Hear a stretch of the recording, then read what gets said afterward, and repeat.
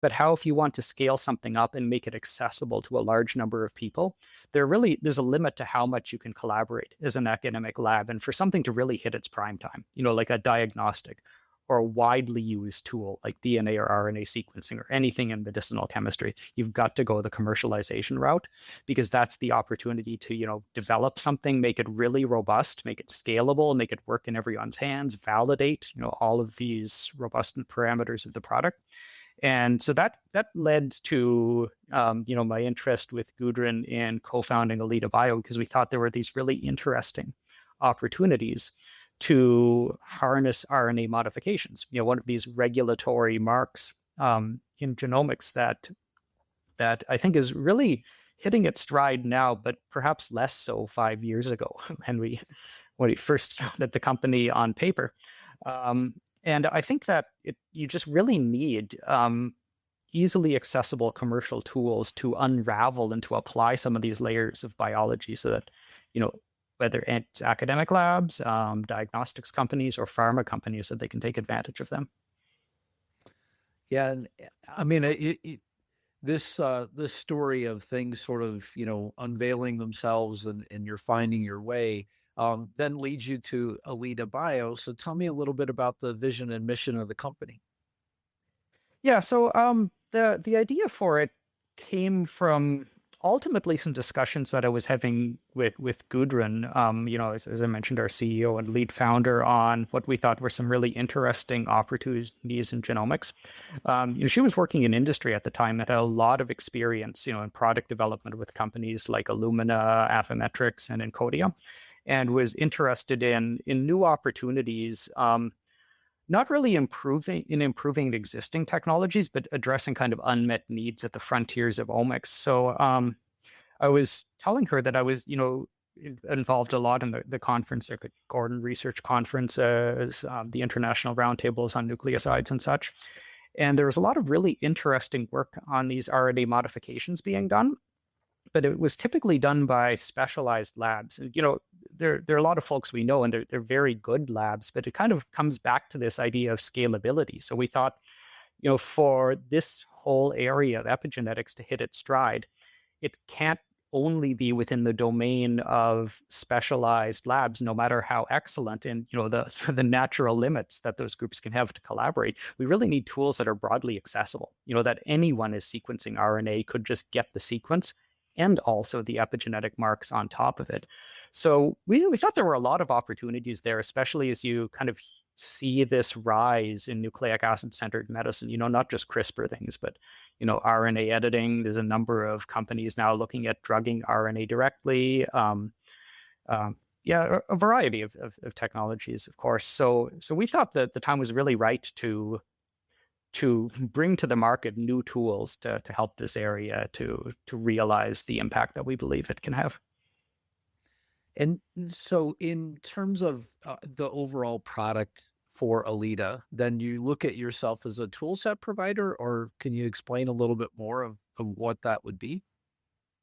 Yeah, so what we wanted to do was create tools that would make it easy, not just to detect the presence of RNA modifications, but to measure the changes in those modifications. That's where biology really becomes exciting, right? I'm really into this epigenetics part of biology, because, once you do genome sequencing, of a person or an organism, then you got the sequence, unless like some gradual mutations or genome rearrangement take place over time. It's more kind of like the static information repository.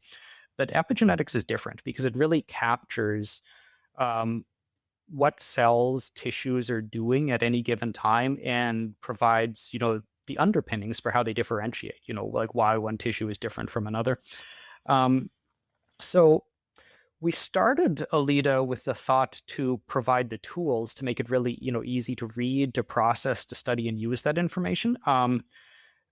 But we don't want to be, we're not a diagnostics company proper, but we're really excited about partnerships. So, we not only do we sell products for people who would like us to be a little bit more hands-off and just want to use them, but a lot of the work that we're doing right now is with partnerships in, diagnostics, pharma, and then we can really work together to understand what people's needs are, help them to make sure that they're using our tools in the most effective possible ways, and work together to make sure that this has an impact.